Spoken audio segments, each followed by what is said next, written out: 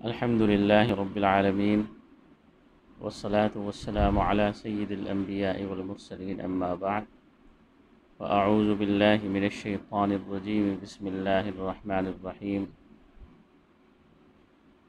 طویل وقفے کے بعد آج الحمدللہ پھر سے اپنے تربیتی پروگرام کو دوبارہ سے شروع کر رہے ہیں۔ دل تو یہی چاہتا ہے کہ اس میں کبھی ناغہ نہ ہو، لیکن حالات اور مجبوریاں بعض دفعہ آڑے آ جاتی ہیں۔ اسی لیے میں اپنے ان تمام دوستوں سے معذرت خواہ ہوں جو مجھے فون کر کے اور میسیجز کر کے بار بار یہ پوچھتے ہیں۔ تو انشاءاللہ آپ کی اگر دعائیں ساتھ رہیں تو یہ سلسلہ انشاءاللہ آہستہ آہستہ چلتا رہے گا۔ الحمدللہ ہمارے 30 سبق مکمل ہو گئے تھے۔ نماز کی ہم نے طریقے اور اس کے سنن و آداب بھی پڑھ لیے تھے۔ نماز سیکھنے کے بعد ہم نے چونکہ نماز پڑھنے کے لیے مسجد میں جانا ہوتا ہے، تو اس لیے آج کے سبق کے اندر ہم مسجد کے متعلق احکام اور اس کی سنتیں پڑھتے ہیں۔ مساجد اللہ کے گھر کہے جاتے ہیں۔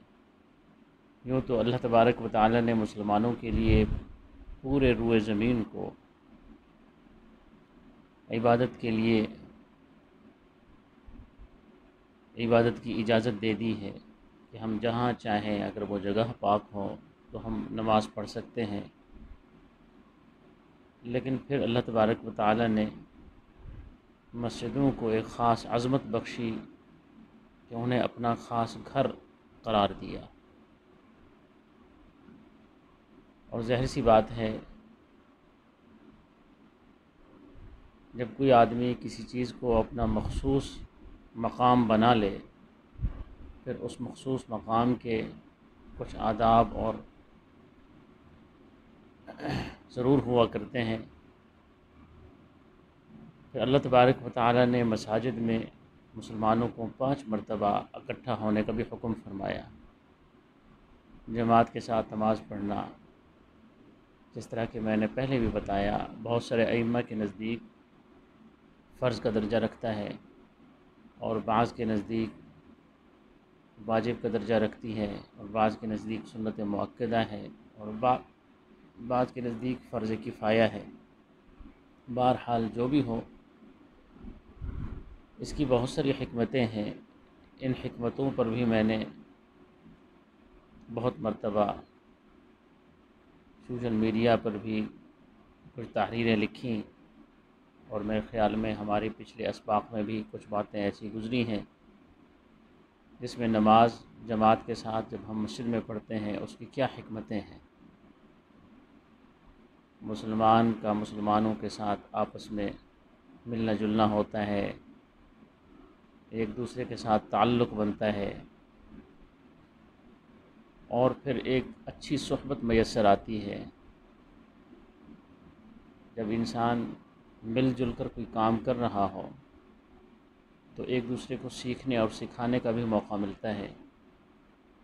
اگر کسی نمازی کو نماز کے کسی ارکان میں وہ کچھ غلطی کر رہا ہوتا ہے، جب وہ مسجد میں آتا ہے تو اپنے امام کو دیکھتا ہے، اپنے دوسرے ساتھی کو دیکھتا ہے، اس کی نماز کی تصحیح بھی ہو جاتی ہے۔ تو بہت ساری حکمتیں ہیں۔ تو اس لیے چونکہ یہ اللہ کا گھر ہے، اس لیے اس مقام کے کچھ آداب ہیں، کچھ شرائط ہیں کہ ہم کیسے اس میں آئیں، کیسے داخل ہوں، اور اس میں ہم بیٹھ کر ہمیں کیا کرنا چاہیے۔